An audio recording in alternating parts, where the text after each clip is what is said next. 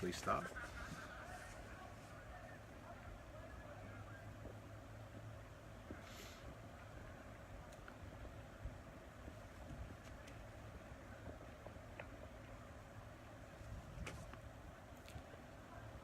G'day guys and welcome to the Purebred Reds Adelaide United Fan TV. I'm your host Ellis Gelios. We're here for the preview show tonight for tomorrow's semi-final against Perth Glory in Perth, and I'm joined by a former inaugural player from Adelaide United, Adriano Pellegrino. Welcome, mate. Also, obviously, a champion of Perth Glory from yesteryear.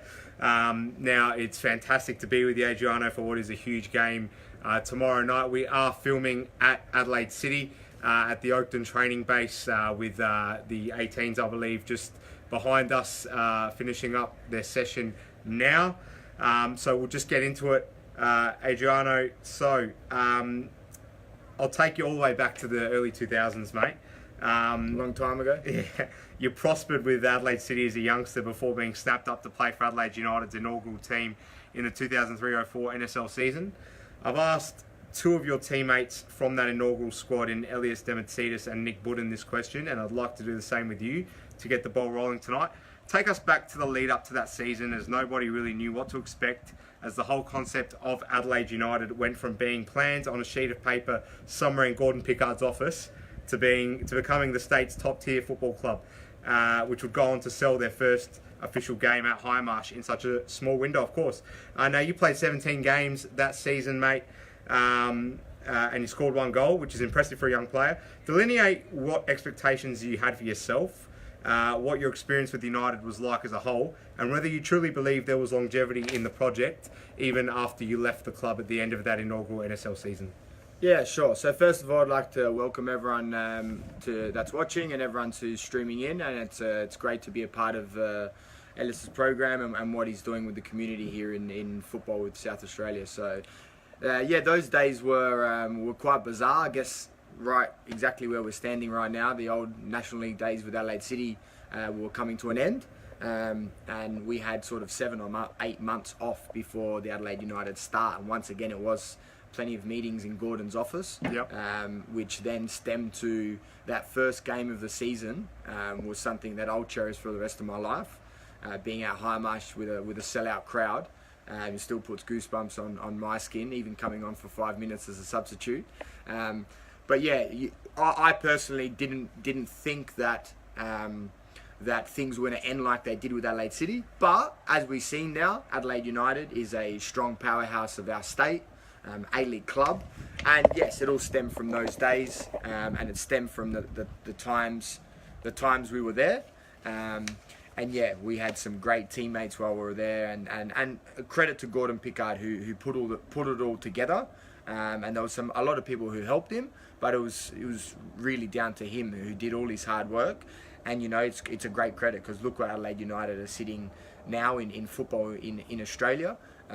You know, myself playing at a few other clubs, everyone loves coming to Coopers or Highmarsh and playing and being over here in Adelaide and spending time here. So it's a credit that back then a lot of people probably thought, it's just another project, we're going to see what happens, and it's a credit to Gordon Pickard and the crew that started that inaugural season to get it off the ground. For sure, mate. We'll move right along. So post Adelaide United, you had a bit of a stint overseas in Greece, where you played under Ange.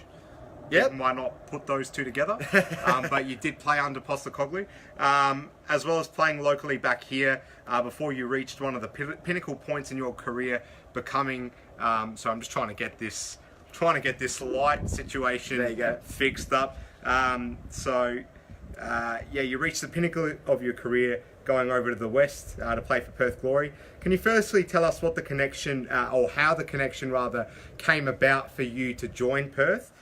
Because obviously you were based here playing for Metro Stars at the time. So tell us how you slipped through the net of Adelaide United's recruitment to find yourself playing in Perth under David Mitchell. Yeah, so I was quite fortunate to have a few years in Greece, playing under Ange Postecoglou, who I knew well from my under-20 Australian days. Then that sort of eventuated, and I moved back. There was a moment where there was an option of coming out to United, I was at Metro Stars playing at the time, and getting some games in there. And then with the connection through my under-20 days with David Mitchell as an assistant to Ange Postecoglou, he then saw that I was back, and I got offered a trial. I had to go over and trial with Perth Glory on pre-season trip in China, and I was successful on that 2-week trial. And basically, that stepping stone that I had those sort of games at Metro Stars put me in a great stead for that two-week period, and the rest is sort of history of my days at Perth. Absolutely, mate. So you stayed on. Sorry, I'm jumping ahead here. So during the 08-09 A-League season with Perth, you played with some outstanding names such as Eugene Daddy, Jamie Harnwell, Nikolai Topper-Stanley, another one as well, still around in the A-League. You won the Most Glorious Player award at the end of that season. Did you surprise even yourself, knowing you'd gone from playing local state league here in South Australia with Metro Stars to then being named the Player of the Year for a professional club in obviously the highest level of competition in Australian football? Yeah, and it's just I still talk about it to this day, that sometimes you need to take a step backwards to take a step forwards again. Yeah. And that's what I did, leaving Greece and coming back and having a stint in Adelaide, and getting an opportunity to go to Perth. I guess I'd taken a step backwards, so I was very cautious to make sure that first year was, I was dedicated and working hard and doing everything I needed to do. Was it a shock that I won Player of the Year? Yes. Yeah. Was it an achievement of mine that I rate highly? Yes. And I was quite fortunate to play every game of the season that year at Perth, and repay David Mitchell's faith that he put in me. Repaying that by being a good contributor to the club, and I then went on to stay at the club for a few years after that, and was a very remarkable time of my career, which then set me up for my later days. This might be an opportune time to quickly ask you, in those early years, what happened to Perth? Because obviously they were such a powerhouse in the NSL. Come the A-League, beginning of the A-League, we didn't see them really pick up until I think possibly after 2010, when they started getting on a bit of a roll and made that grand final, which they lost infamously to Brisbane Roar. Prior to all of that, why could Perth never really get it going, in your opinion? I think it was just inconsistency, first of all, with coaches, and second of all, with players. During the spell I was there, the 3.5 years I was there, we changed over every year 10, 12, 13 players, which was quite inconsistent for A-League clubs, which it doesn't happen anymore. And that consistency is hard to maintain as a club. And I think that period after I left, when Fergie came on board and they signed the likes of Billy Mehmet, Stephen McGarry, Jacob Burns was still playing, they had a bit of consistency that was flowing for the last 3 or 4 years, and they started getting some success. I was quite happy when I left to move on and go and achieve what I did. But at the same time, I was quite upset because I had some great years in Perth and didn't achieve anything, and they had some really good success going through 2010, 2011. No, for sure. And well said as well, Adriano. So you stayed at Perth until 2011, as we just touched on, when you then moved to the Mariners, another very significant part of your career.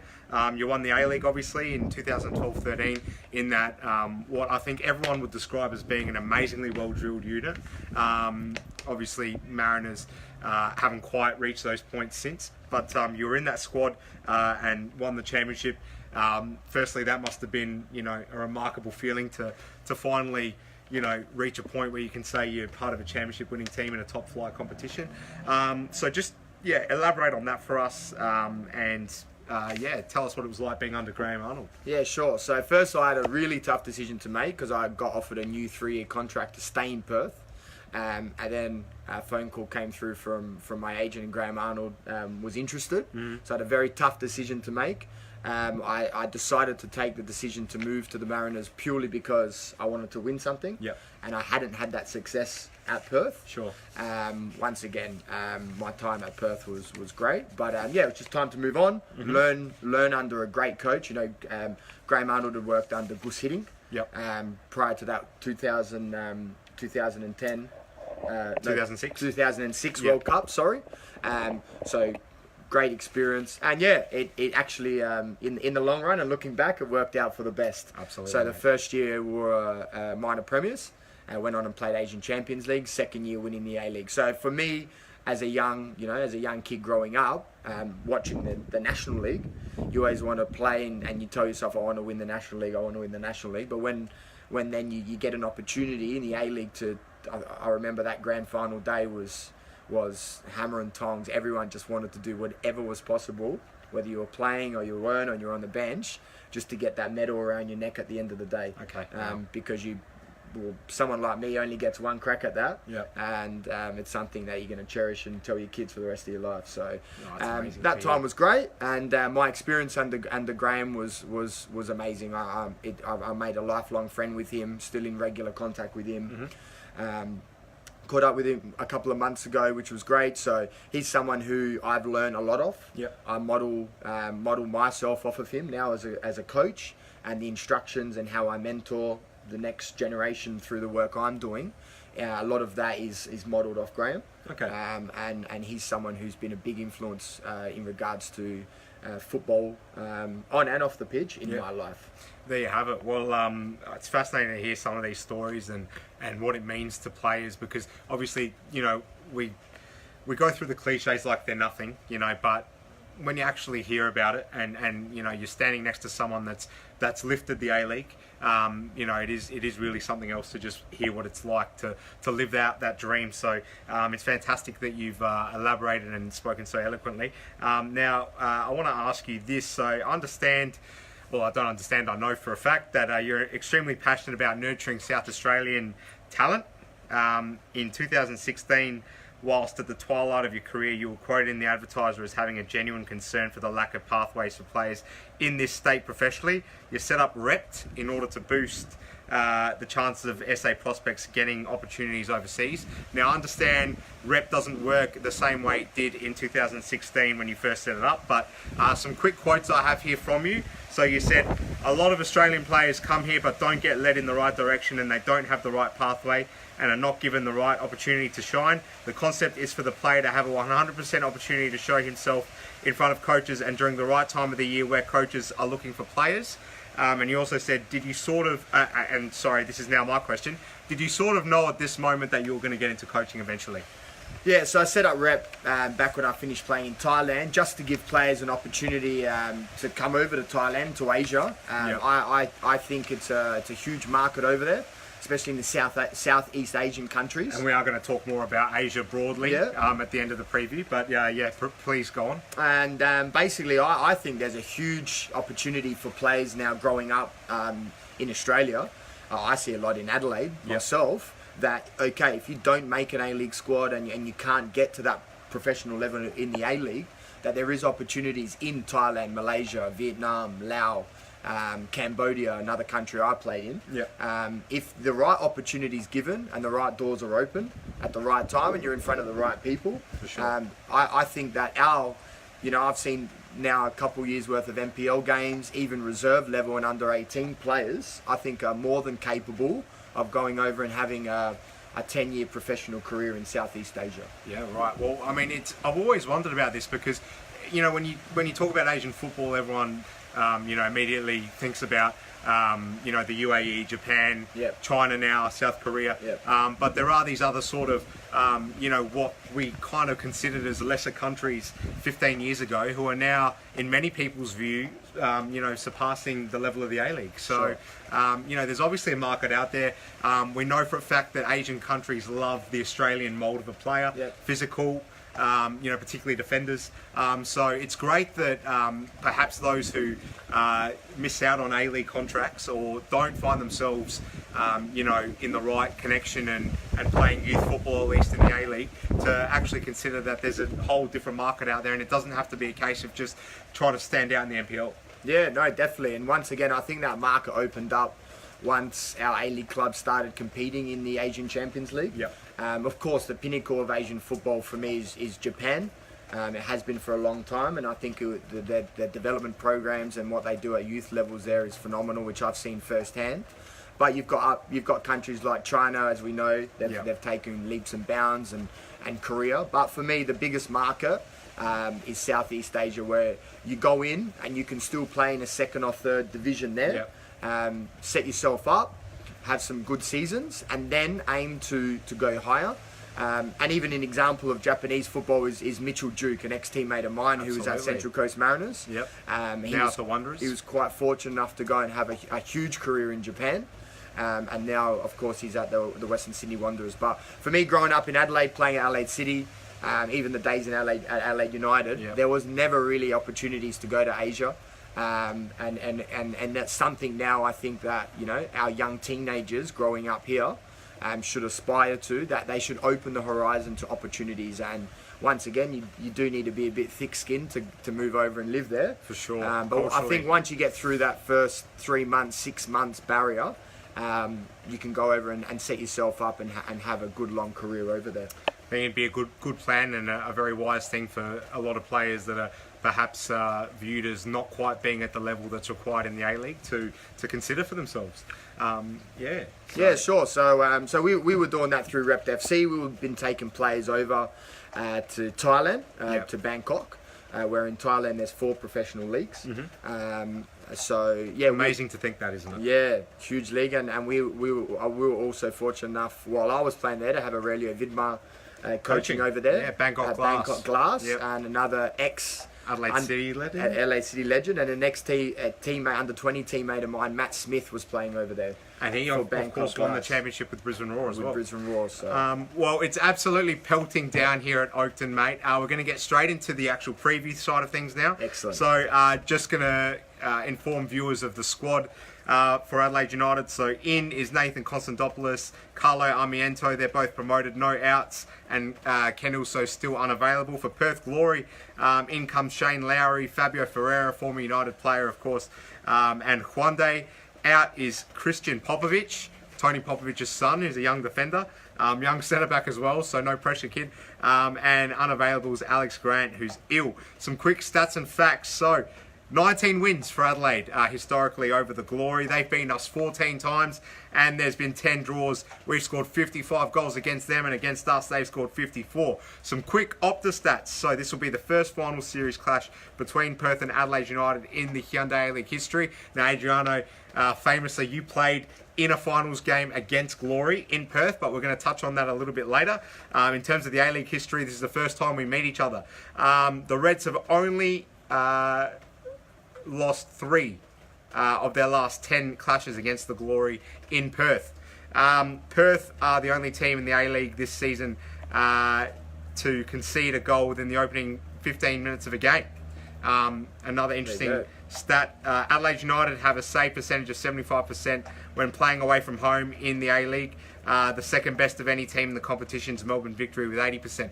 Getting straight into the key components, Adriano, is the pressure all on Perth? Yes, definitely. I think you're not going to shy away from that. They're minor premiers. They've been outstanding this season. Tony Popovic has done a remarkable job in recruitment pre-season and players he brought in and moulding the players he did. There's a lot of pressure being over there under Tony Sage. Yeah, for sure. Especially pumping a lot of money in there. Pumping a lot of money in. Tony is on a big pay wicket. But once again, he's done the job and credit to him. Yeah. But the pressure's going to be on. And I think the other big element is Tony Popovic's form in the finals as a coach. Yeah, aside from, of course, Not the best. Especially in the big dance, assuming Perth get there. Now, is it a case of Perth preparing for Adelaide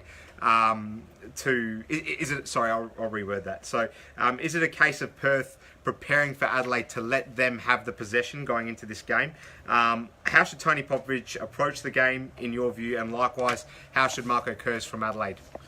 I think Perth will play their way. They've played all year. They've always pressed, especially at home. High intensity. I don't think they're going to sit off. I think they're going to try and take it to Adelaide. Yep. I think if anything, Popper's going to be making sure that they try and get on the score sheet early and try and get the home crowd and the shed behind them and get some advantage pre-match. On the flip side, I think Adelaide's going to sit back a little bit more. Maybe have a good defensive block like they have and like they showed here against Melbourne City. They defended very well, very compact. And United's actually been training here at Oakton the last few weeks, so I've been very blessed to watch. Yeah, that hasn't been reported that much, but watch and learn off of Marco Kurtz, who for me is a top top quality coach, watching what he does. So I think they're going to sit back, and I think we're in for a shock. Yeah, I think the footballing public's in for a shock tomorrow night, because I think Adelaide's going to sit in. They're going to defend well. They're going to be compact, and I think there's going to be one goal in it. There you have it. Heard it from Adriano's mouth. Someone who was obviously watching Adelaide United prepare for this game over the last few weeks, because there's been that issue at Playford where the turf hasn't been suitable due to reasons that are outside the control of Adelaide United, I'm led to believe. But they've had to make do with Oakton, which is, I'd say, a fine training base, Adriano, especially now that it's been upgraded recently. But it must have been great for Adelaide United to grace the turf here.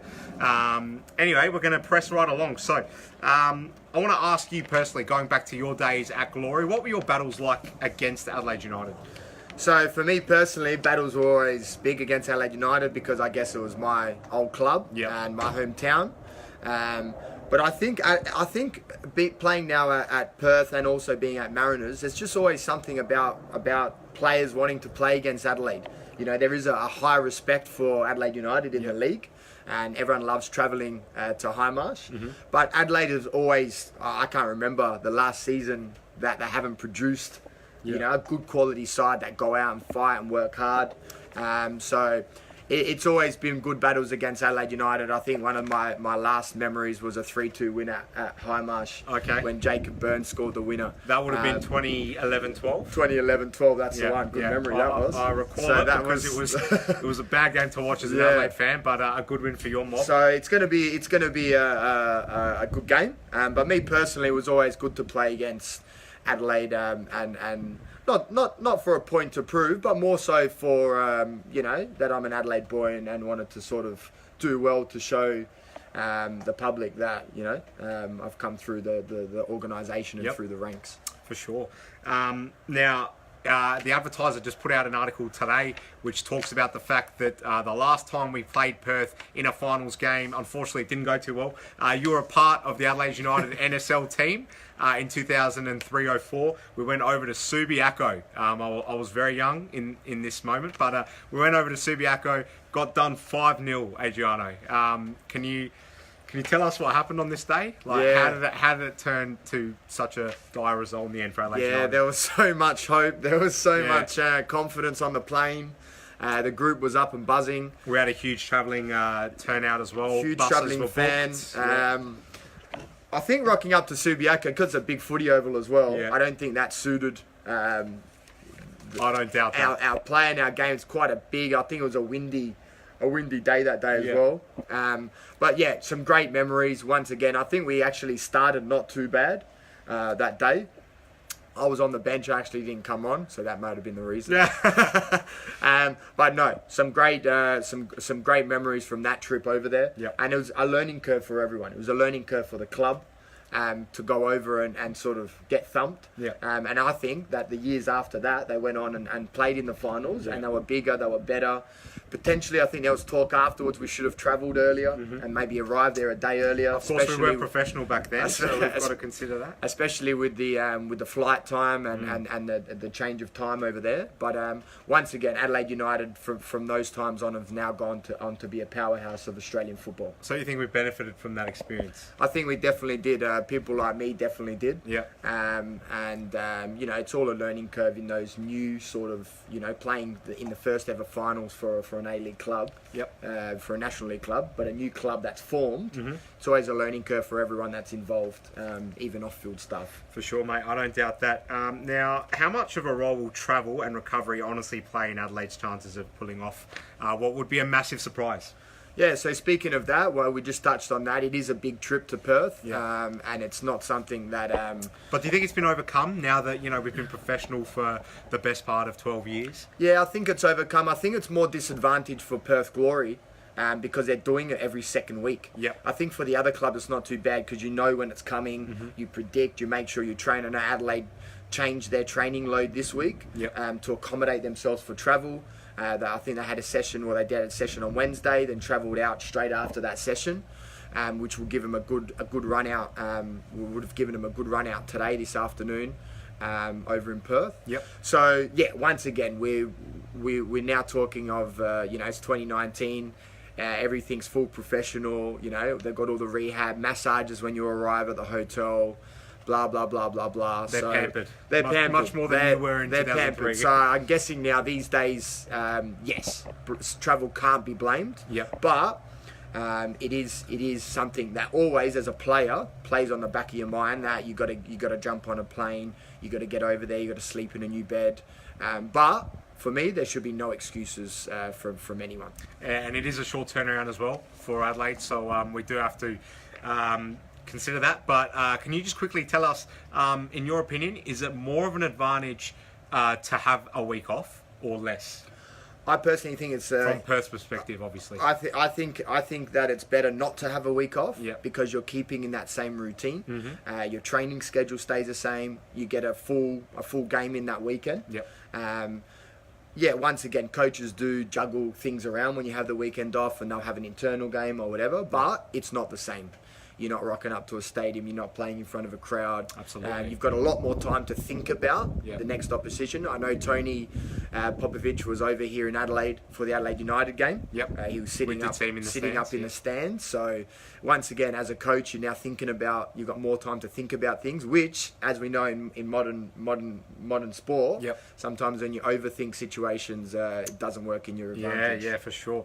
Now we're going to move along. So. Tell us whether players prepare for finals football any differently than how they routinely would go about this throughout the regular season. This is one that interests me in particular, Adriano. I think in regards to this question, I think the biggest thing is pressure. Yep. I think when you're playing week in, week out, it's a bit more relaxed. Probably not as much pressure than a finals game. Going through the motions. Sometimes a little bit more. Not as individuals, more as a group. Yep. I think that finals come down to individual performances. Mm-hmm. I think that certain players get up for finals and for big games, and you can pick any side in the A-League now. If you've got your 3 or 4 top guns firing all at once, you're going to come out with a good result. So I think the mindset as a group is still strong, but I think that individual performance, if a player can lift 10%, 15%, on the big occasion, then that sometimes will get the side over the line. Okay. Well, thanks for expanding on that. Now, our key player versus theirs, and your final prediction, please. So our key player, I think the man who's been in form is Mr. Craig Goodwin. I think he's been doing really well. He's had plenty of shouts when it's come to that question with a lot of guests. He's been outstanding in my eyes. It's been a lot of pressure, him coming back into the Adelaide United squad and performing and playing well, because the first thing everyone asked was how many goals is he going to score and how many assists he's going to have. For sure. And himself coming back to Adelaide and being back here, there's a lot riding on him. But he's stood up. He's a true professional. For my eyes, he's someone who should be looked at being put back into our Socceroos by Graham Arnold. He's been performing really, really well. So I think on the game tomorrow night, I think our man's Craig Goodwin, I think with the flick of a switch, is going to bang one in, and I think it's going to be a 1-0 job. Hopefully. And just from Perth? Probably I would have to say Diego Castro. Good call. He's been a top quality, sort of consistent player now for the club. He puts in the yards, he works hard, he's a natural leader. The couple of games they haven't maybe performed as well as they should have. His games, I believe, he hasn't played well. I haven't watched every single game, but games where he hasn't performed well, they haven't performed well. So I think that could be a sort of game plan tomorrow, maybe cut him out, try and give him a bit more physicality, get a bit closer to him. Do you think Kurz will be telling, presumably it's going to be Moroney and Jakobsen, but whoever our 2 centre-halves are, to really squeeze tight on him and ensure that Perth can't really rely on him holding the ball up and have to go out wide more as a default? Yeah. Jakobsen and Moroney naturally both do squeeze and press into that sort of central midfield area, the ball carrier. So I think that Diego Castro is going to have a hard job with those two. But I think if we stop him, then we'll have some success and we'll win the game. I think that's a key.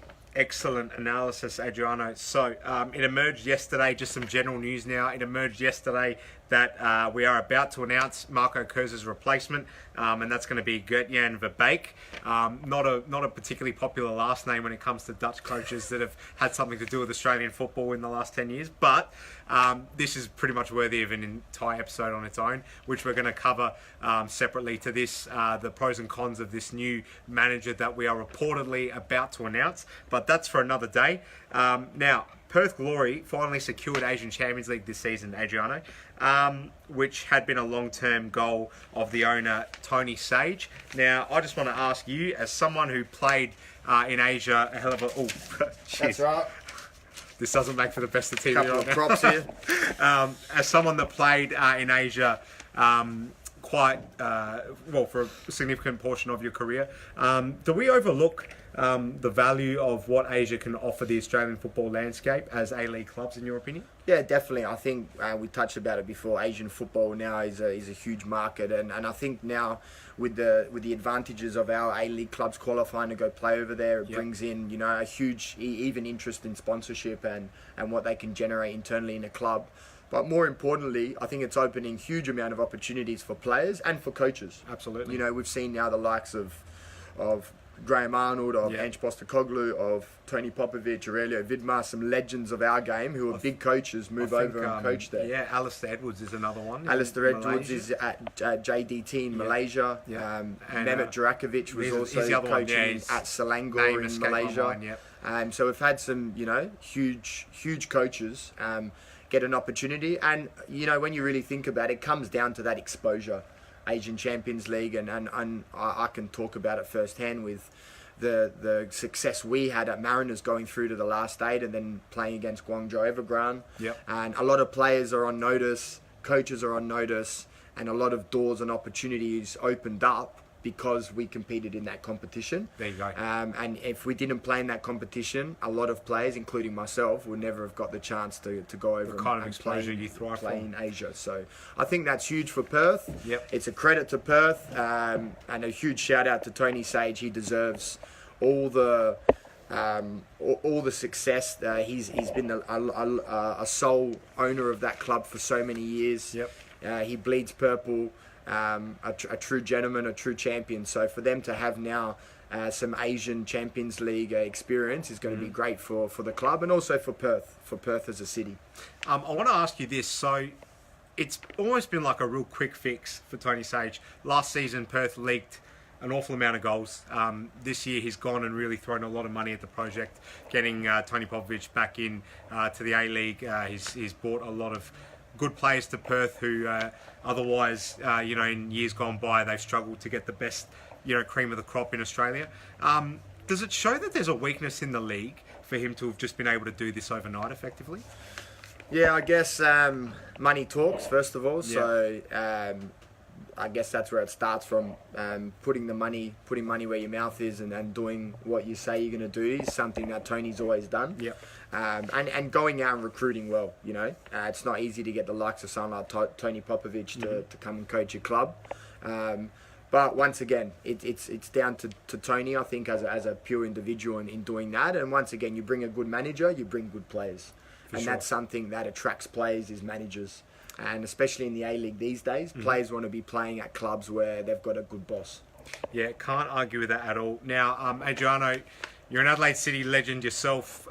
You're now back here as the technical director. I want you to take us through how Adelaide City are progressing from the perspective of the senior team, how things are going with the juniors down at Park 19, and also your academy, the Rept Academy, which is very much associated to Adelaide City these days. Tell us how everything's going holistically, and just give us an update on how things are at Adelaide City. Yeah, sure. So my time as a junior and growing up at Adelaide City was a long time ago, so I'm very pleased to be back involved at the club. It's something that I'm very passionate about, and giving back to sort of the next generation now, and helping sort of all the people that helped me when I was growing up.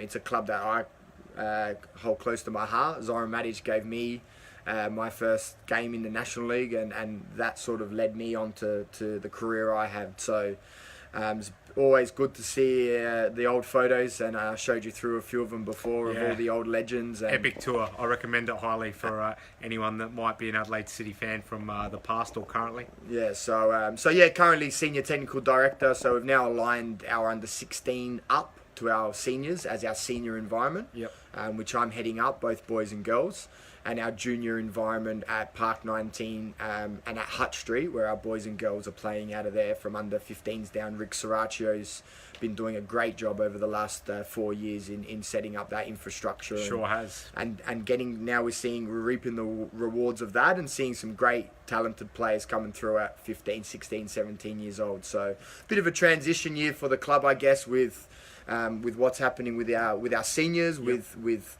a change of coach, an absolute legend of the club, Damien Murray, who's been coaching for 17, 18 years at the club, stepping away from the position, getting Michael Matriciani, a young, fresh coach, some young players. So it's a bit of a transition period for the club. And once again, it's a challenging time for everyone to go through. But boys are doing well. Looking forward to the game tomorrow night against Comets. So that'll be a good hit out for us. We need some 3 points because we're a couple points behind at the moment. Still suffering from that implication of whatever it was. I'm sick of trying to get my head around it, but whatever it was that the club that's it. It is what it is. So we've now got some young core players in our under 18s and reserve sides, and we've been very fortunate to have some great experienced players stay and have our senior leadership group with our seniors.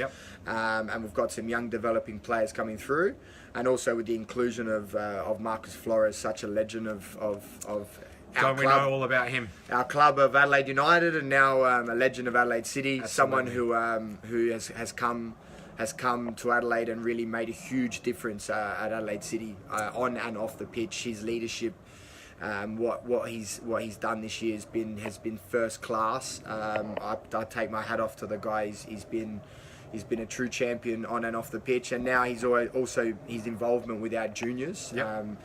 Both down at Park 19 and also included with the Rept Academy in our school holiday program has been amazing. He's someone we're very, very lucky to have. And myself personally, someone very lucky I'm to have involved in what I'm doing with the juniors. So there's a lot in the pipeline. You're a busy guy, mate. A lot about to happen in the next 12 months or so. And once again, it's all about development, giving opportunities, just putting players in the right environment. Once again, now Oakton here, we've got the artificial pitch out the back. We've got our main pitch, upgraded facilities, just making them feel professional. If they feel professional and act professional, they're 50% of the way. Absolutely. I'm going to read out a few comments because there's a lot of people who want to get messages across to you. Do you know Robbie DeRosa? Robbie DeRosa, absolute legend. Good evening, Robbie. How are you, mate? Yeah, he's pretty active across socials these days, old Rob. Now, Marty Kio says, nervous and pumped for tomorrow night. Come on, you Reds. Definitely agree, Marty. Adiata Ishimoto says, hi, Adriano. I remember you playing in the Cambodian League. What was your favourite moment? I'm in Adelaide too. I hope I can meet you someday soon. Small world, mate. Yeah, very small. So I was fortunate enough to win the Cambodian Premier League with Phnom Penh Crown. So I was the first Australian to ever play in the top flight in Cambodia. So probably my favourite moment would have been that grand final, and winning the Cambodian League. And I was fortunate enough to have my parents over there for that occasion as well. So that's another piece that goes down in the record books. And Phnom Penh Crown, a great club and a great environment to play in. Oh, that's awesome, mate. A few other comments here. Rob DeRosa's had a lot to say. Plenty to say, Robbie. We'll read one of Robbie's out. We're going to have to read one. What was your favourite goal in the A-League with Perth Glory, says Robbie? I think I hit one with my left foot, Robbie, from outside the box when I had hair, but I just closed my eyes and hit it. So I know you asked me about it a few times in the past few years, but I got to admit one of my all-time favourite goals was a goal I scored for Adelaide United in that first season against the Knights, the old Knights over in Wellington. Yeah. One that always goes down in my books. Oh, that's awesome, mate. Well, Adriano, it has been an absolute privilege to speak to you tonight from here at Oakton for the Purebred Reds, Adelaide United Fan TV, inaugural play for the club, but more importantly, so actively involved in what's going on regarding South Australian football as a whole. Celebrated player from the A-League's past as well. We're extremely fortunate to have been with you tonight, mate. All the very best in everything you do between now and season's end and beyond that as well, because there's a very exciting situation occurring at Adelaide City, and we haven't even scraped the surface of what could be achieved with great people like you and the likes of Flores and everyone else that's involved at Adelaide City, who doesn't necessarily have the same sort of reputation as you publicly. It's been great chatting to you, mate. I really wish you all the best, and thanks so much for speaking to us. Excellent, and thanks for having me on the show, and I look forward to jumping online again sometime soon. Oh, we'll be checking in, don't let's worry. make sure we get behind our Reds tomorrow night, guys, and bring back a big win and have a grand final appearance. Can I ask you, given that, you know, I don't know how to really come across here, but obviously I would dare to say Perth Glory has a bit more of a special place in your heart than Adelaide United, given what you achieved there. Who are you supporting tomorrow night? I have to support Adelaide United. Okay, I have to. Adelaide boy. I played for Adelaide United before I played for Perth Glory. So, Sure. No, a very special place, and I wish, of course, Perth Glory all the best. But I will be watching the game, hopefully with my father and wearing my Adelaide United top. That's awesome, mate. Well, Adriano, thanks so much for being with us again tonight. Thanks to all the viewers for tuning in. We'll be in the studio again soon to wrap things up from the perspective of where we are with the A-League. But, guys, it's been great bringing you this live video from Oakton. I'm your host, Ellis Gelios. We'll see you soon. Have a great night. Thanks, guys. Cheers. See you guys.